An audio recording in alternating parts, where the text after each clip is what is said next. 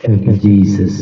கர்த்தருடைய நல்ல பரிசுத்த நாமம் மகிமைப்படுவதாக.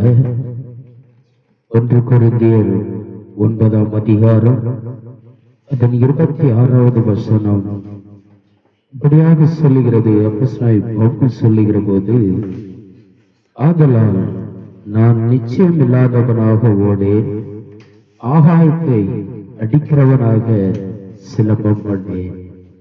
அருமையான தேவ பிள்ளைகளே, அப்போஸ்தலனாகிய பவுல் தன்னுடைய ஊழியத்தின் ஒரு அனுபவத்தில் இருந்து இந்த வார்த்தையை சொல்லுகிறார். அதனால் நான் நிச்சயம் இல்லாதவனாக ஓடேன்.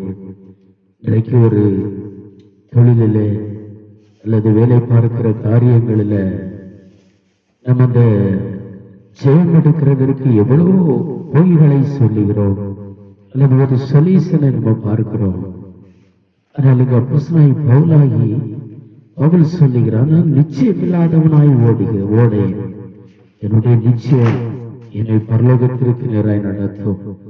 நான் செய்கிற ஊழியம் என்னை தேவனாகிய கர்த்தரிடத்தில் கொண்டு போய் சேர்ப்போம்.